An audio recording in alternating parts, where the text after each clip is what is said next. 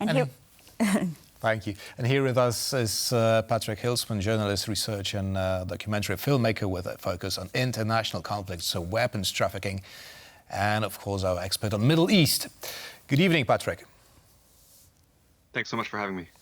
So let me start by asking you about the fighting in Gaza. Well, to quote, "The fighting in Gaza will continue for at least another 7 months." That was said by Tzachi Hanegbi, Israeli Prime Minister's national security advisor. How is this justified? Why 7 months? Why not 4 months or 14 or 24? Well, we've seen that a lot of the actions that Israel is taking at this point are essentially arbitrary. If this was part of like a grander plan in which they'd already rescued some hostages or in which they'd eliminated Hamas's leadership, they could maybe arguably sell this plan to fight through into next year to their own population. But reality is going to clash with what they want, because the fact is that they can't save those hostages militarily. If they move in too far, Hamas will kill those hostages. And we've seen that they themselves have killed many hostages. So I don't really know like who this is for. When he says that the fighting will continue, that must be terrifying to the hostages' families, and even more terrifying to the Palestinian civilians that we've seen being killed in mass numbers in the past few months. And even Sunday's strike, there was dozens of Palestinians killed with United States-made GBU-39 bomb, which is manufactured by Boeing. And the United States is allowing Israel to strike tents with U.S. weapons, but is not allowing Ukraine to strike the Russian soldiers that are bombing Kharkiv with U.S. weapons. So who this offensive is for, what it brings anybody is anybody's guess. Right, speaking about the U.S., I mean, they keep on, saying, delineating this red line and then sort of pushing it further and further. Why is that? I think the United States has a history of blanket support for Israel. I think Joe Biden is a very pro-Israel president to the detriment of the United States. And I think it's possible that he truly believes that Israel is doing the right thing, which is crazy. Because you can see what they're doing. You can see that there have not been legitimate hostage rescues. You can see that hostages have been killed by the IDF. Some statistics that I can give you are that 85% of Gaza's children reported, according to the Office of the High Commissioner for Human Rights of the United Nations, that they have had at least one of the previous 3 days without food, according to the survey. The average age of a Gazan is 18 years old. About half of Gazans are children. And now we've seen a situation where people have been penned into the Rafah area, which was designated as a safe zone, and now they're being chased out. There's no people to go. Mm-hmm. Just to sort of follow up on that, the aid that is currently being delivered to Gaza has declined by 2/3, if I'm not mistaken. And despite, ICJ sort of urging Israel to change its course of action, this is not working. So what could work? Well, really the only thing that will work is a ceasefire, a comprehensive, permanent ceasefire. The Office of the High Commissioner for Human Rights also reports, as you said previously, a 67% drop in aid deliveries since May 5th. Now, people have asked before, what is the purpose of the Israeli strikes against humanitarian convoys, against hospitals, and against food distribution points?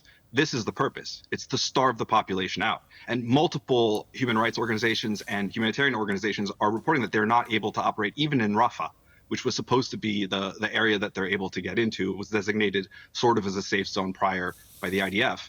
And now they're not able to operate at all. So it's clearly part of a deliberate campaign of intimidating humanitarian workers and trying to starve out the population. Right, Patrick.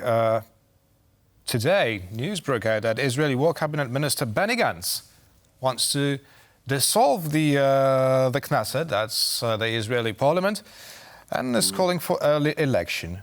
Now, what consequences may it have for Israel and, of course, for the situation in Gaza? Well, Benny Gantz obviously has been seen as the main opposition to Netanyahu. He was a major figure in the protests last year over the proposed judicial changes in Israel that would have given Netanyahu a tremendous amount of power. But also after October 7th, he was brought into the war cabinet. So though he is opposition to Netanyahu, he is very much a party to the war crimes that have been committed by the Israeli government, because he is a part of the war cabinet. So seeing any opposition to Netanyahu could be positive. Maybe he will call for a ceasefire if he takes over the government. But in terms of the humanitarian situation in Gaza, so long as the siege remains without a permanent ceasefire, the hostages will not be returned. People will continue dying. It will continue to be a disaster, apparently until next year, according to Netanyahu's national security advisor. But is this even a real scenario for Israel right now, for the government to dissolve? Politics in Israel are very unpredictable. It's happened before. Netanyahu briefly lost power last year. We could see it again, but right now you have a government of Israel that is not only afraid of international law because there's the possibility of an international arrest warrant against their prime minister and defense minister, but as I've said before on this show, they also are afraid of Israeli law because there are very serious allegations of internal corruption against the Netanyahu administration, and they know that once they lose that immunity from being in government, that they could literally go to jail in Israel. So it's the possibility for there to be serious instability in the Israeli government is really very, very plausible at this point. Mm-hmm. Right, speaking about politics, let me ask you about international politics. Rafah, and where the military operation is conducted right now, the Israeli military operation, is on the Egyptian border. So my question is, how could this influence the relations between Egypt and Israel?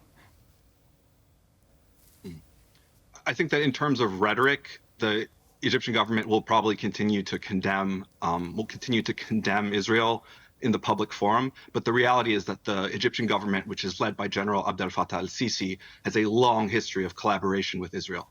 They overthrew the democratic government of Egypt, which was much more pro-Palestinian in 2013, killed thousands of their supporters, and they have even allowed Israeli drone strikes inside of Sinai. So there's a very, very long history of military collaboration between the Egyptian government under Abdel Fattah al-Sisi and the Israeli government.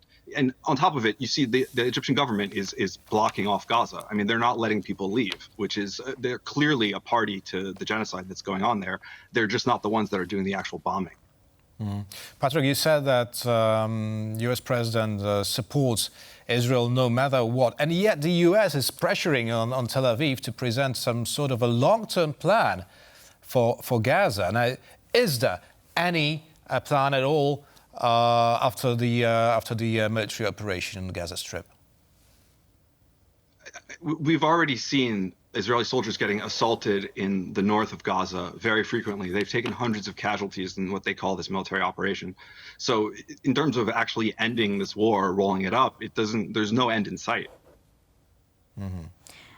Right, and sort of we've been discussing Gaza because, of course, the military conflict is taking place there, but also another place, I guess, worth discussing is the West Bank and what has been happening there. So do you think that we'll see more such actions in the West Bank, more hostilities there?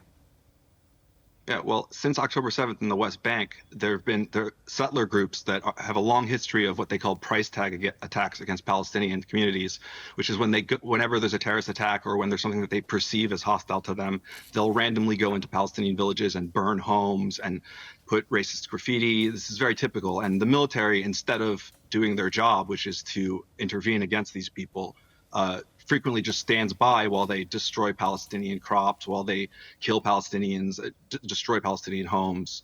And the West Bank obviously has a different political leadership than Gaza. They're a Palestinian Authority and not Hamas. But the consequences of what's going on in Gaza are very clear. And there are many areas in the West Bank that are areas of open conflict. Like in Nablus, you see frequent clashes between Israeli forces and militant groups there. So it's likely that the instability in Gaza will obviously continue to affect the West Bank. And since May 7th, there have been hundreds of civilian deaths in the West Bank. This is not an area that's clear of oppression or clear of this genocide. It's against the entire Palestinian people. Well, Patrick, last time we had a chance to talk, we were talking about the scandal involving threatening the ICC prosecutor, right? And I'm wondering, because I checked actually Israeli media today, and there wasn't much about it. How is it portrayed in Israel? Is it even talked about? I'm not sure exactly how it's portrayed. I would doubt that there's a military censor in Israel, which sometimes prevents certain stories from being published. I doubt that military censor is being put in place right now because the reports were in foreign press, which makes it legal to report on it in Israel.